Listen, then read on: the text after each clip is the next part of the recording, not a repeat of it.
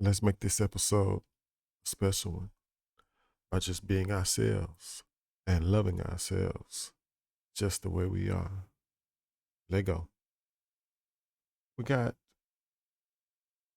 Stephen A. Smith. We're going to go with Stephen A. Smith's show today. And he has Toure on here. And they're talking about Drake and the lawsuit. Let's take a look and see what Stephen A. Smith and I think it's Toure. Let's see what they're talking about. Is a journalist that has covered the music industry for decades. He's also an author, podcaster, and television host. You can watch his show, Rap Latte, on YouTube and listen to The Toure Show wherever you get your podcast. Ladies and gentlemen, please welcome to the show the one and only Toure. What's up, big time? How are you, man? Thank you, Stephen A. Thank you for that welcome. I appreciate that. Man, first of all, it's good to see you, man. Thank you for taking time out of your busy schedule to do this. I really appreciate it. And I'm gonna be straight up with you. I'm as ignorant as they come with this kind of stuff, Toure. This is, I don't cover hip hop. I listen to hip hop music, but I don't cover it at all. How big of a deal is it in your mind that Drake is actually clearly entertaining filing a lawsuit with this what is it called? This pre-action petition. How big of a deal is it in your eyes? You know, I find it bizarre and kind of a big deal that one of the biggest artists in the world wants to have a public conversation about whether or not payola was used against him, when certainly payola has been used to benefit him on multiple occasions, right? I mean, like, this is a case of where you accuse somebody of doing something because you know that's what you do, right? That's what I would do if I was him.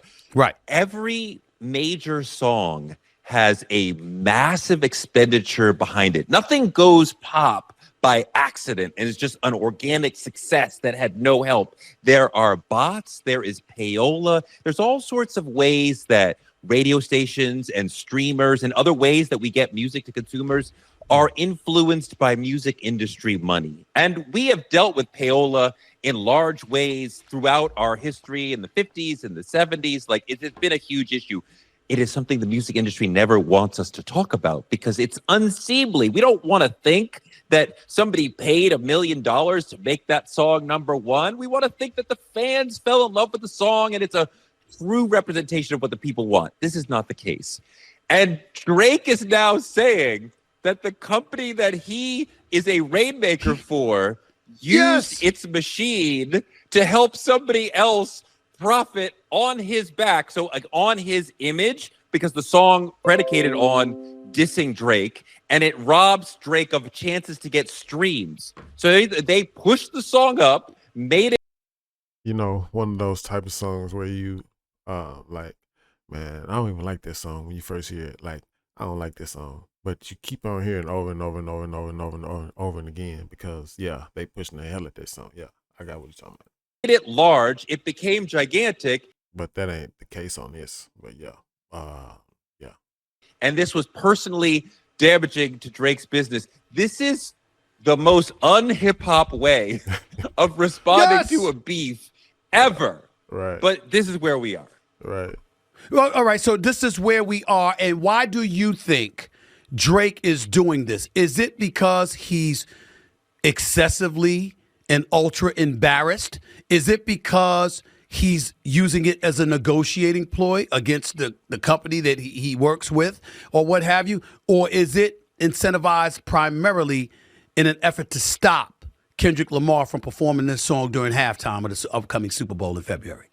We had a big conversation 3 about this on Rap Latte. My partner, my co-host King Green, really thinks that this is part of him trying to renegotiate and perhaps even get out of the deal that he has with UMG. I don't know if that's even possible. I think we're really seeing more of an angry, egotistical, wealthy man not wanting to admit loss and would rather say to the people, there was a systemic reason why I lost. There was a machine that pumped up the song that made it gigantic. That's why I lost, because the machine, the record company machine, made Not Like Us so huge. Nobody going for that right there. You can cut that right there off. I don't know if there's really any way that Drake could stop Kendrick from performing Not Like Us at the Super Bowl, that's going to happen. But the song has already been one of, if not the biggest smash of the last 10 years, certainly within hip hop culture. The only thing I can think of. I'm sorry, but I think that's gonna be like the greatest diss song ever. A diss song at Super Bowl halftime. Wow. Close as N-words in Paris that was this gigantic of a smash, but I think Not Like Us was bigger, which is unwittingly, Drake is all reminding us of how much we loved Not Like Us at its height. So you see all these TikToks where people are saying, well, I played the song 1 million times myself, so I can believe it got to 1 billion streams.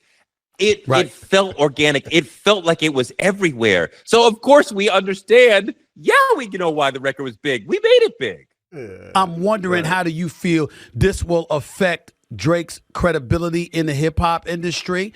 And how do you think it will affect him business-wise overall? I think one of the things that we see as this situation overlaps to well, I can say it don't matter. He'll give a fuck shit. Sports. If you want to learn how to edit really well from professional Hollywood editors, we're going to show you the stuff that nobody else is teaching. Fuck out. We respect a graceful loser. You get knocked out, you get beat at home, whatever. You hold your head up and say, good job to the other team, and you walk off without tears. And we're like, we respect you. And maybe Stephen A will go on First Take and call you a dog, but you still respect him as a man because he dealt with the loss like a gentleman, right? Drake seemed to be dealing with the loss like a gentleman, right? And like taking it on the chin. And he lost big battles before and kept it moving. And the feeling was like, wow, Drake is so big that he can lose a battle. This makes him seem like the whiniest crybaby. Richie Rich went off and deployed his money to try to get back at you. And it really that's what he is. Does say, I'm not like you. I am not hip hop. I did something in response to losing a battle that no rapper would ever do. I felt like he's going to survive Not Like Us. He's going to survive, 1 billion people. Proves the song even more. People screaming A minor all summer long. But this brings it to a different place where I think a lot of people have to start to be like, I really like the guy. And like for some people, they want to like the person, right? And what we're talking about with Drake is not being part of the hip hop culture, right? That was really Kendrick's main thing. And this is pushing that notion. If you don't like the guy, because you're like, he's a whiny crybaby and he handled it like a loser when he lost, that sours you on the records. Because his vibe, who you think he is as a person, is critical to your relationship with him, your parasocial relationship with him as a listener. You gotta like him. If you don't like Drake, if you think he's corny, the music doesn't work. It doesn't matter how slick the raps are, how good the beat is. If I think he's corny, I'm not gonna be able to rock with him. And this is like taking a big stamp and like, boom, boom, I am corny. Like, what are we doing here? But listen, read it from the article, man. Here's one thing. He said, I want to read these two paragraphs to you. They say, in one particularly eye-catching claim, the petition claims that UMG paid Apple to have its voice assistant feature Siri purposely misdirect users to Kendrick's song. Online sources reported that when users asked Siri to play the album Certified Lover Boy by Drake, Siri instead played Not Like Us, which contains the lyric Certified Pedophile, an allegation against Drake. This is what the rapper's lawyer said. What I'm asking Not you Like is Us this. also contains the line Certified Lover Boy, right? So That's right. That line's in there too. But here's what I'm asking you. Do you believe that's the primary motivation for Drake going to this point, to stop that from circulating out there any more than it already has because he was accused of being a pedophile?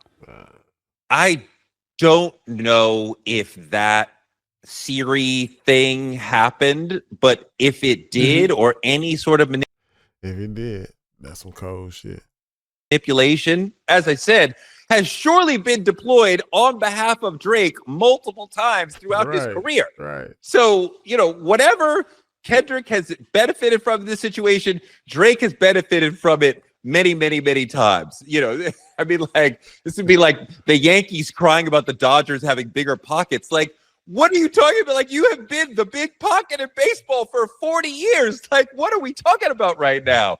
I mean, you know, it's very Trumpian in that when Trump lost in 2020, he was like, it's the numbers, it's the counters, it's the machines, it's the da-da-da. And that's what Drake is. He lost, and he's like, oh, they miscounted all the machines. That's what really happened here. Like, Well, no, dude. Why you have to bring Trump into this? He was doing good. Don't bring the man into this now. what do you think about this? Well, because when you think about UMG, right? I got some notes in front of me according to a Business Insider article from 2016. These are the top 10 biggest record deals of all time, ranked before Drake's $400 million deal. This is before Drake's $400 million deal in 2022. Michael Jackson at $250 million in 2010. U2 at $200 million in 1993. Lil Wayne at $150 million in 2012. Jay-Z at $150 million in 2008. Bruce Springsteen at $150 million in 2005. Adele at $130 million in 2016.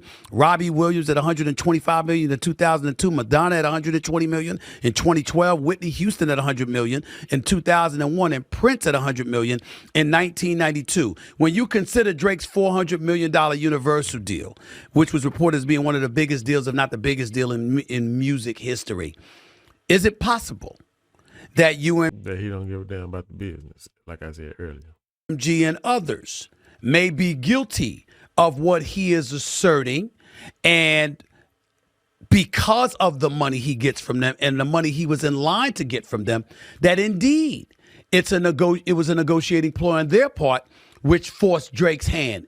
Is that a sensible argument for Drake to try and make?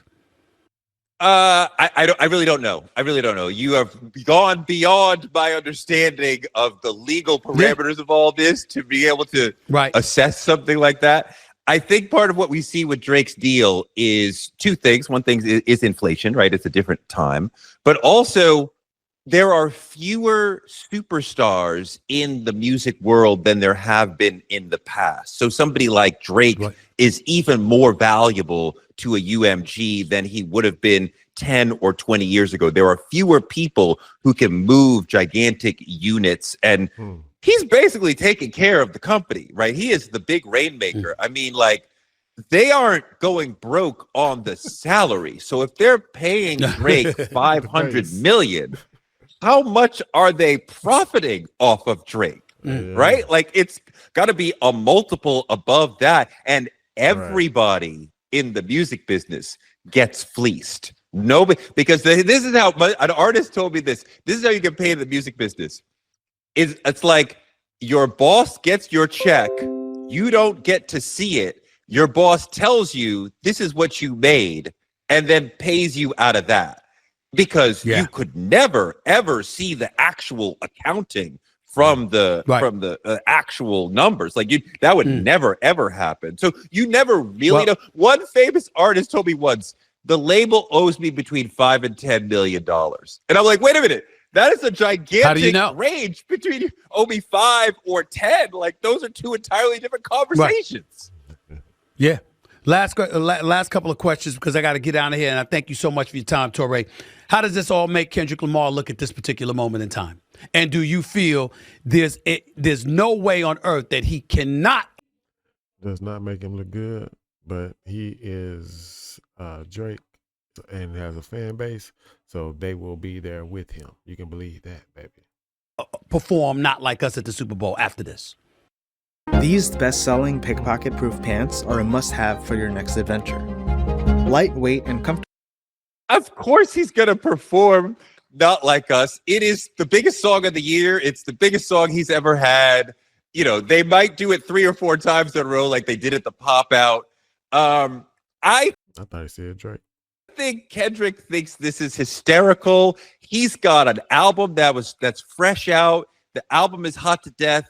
Hip hop heads are like, this album is incredible. We're grinding on this album. We're doing the knowledge on this album because when Kendrick drops a project, you got to like dive deep and pull out the dictionary and Google and try to figure all these things to see like what he's doing. And like, you got to have like a literature degree. So we're doing all that knowledge on Kendrick.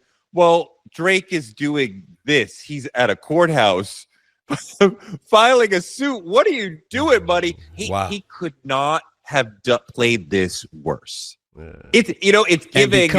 I like to speak to the manager. It's giving. I'm gonna snitch on the corporation. I'm gonna call HR on Kendrick. Like, it's just the corniest move ever in the history of battling.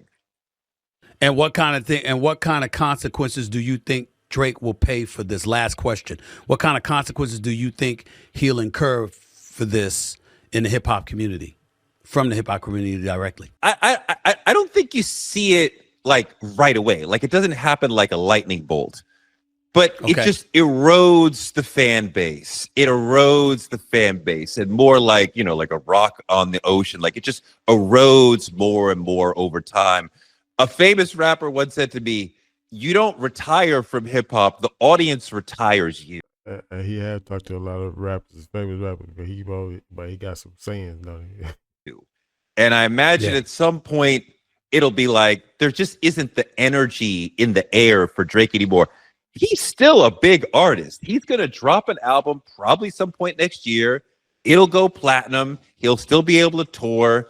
But, it just starts to shrink a little bit. Like, you get the core fan base, but not other people, because they're like, yo, this man is corny. Mm-hmm. Yeah, it was weak. Toure. All right. That was Stephen A. Smith, Toure, with their take on Drake and the Kendrick Lamar beef. Found any of this information valuable, please like, share, subscribe to the channel, comment, and love yourself. Treat yourself. Don't beat yourself. Love yourself. Holla.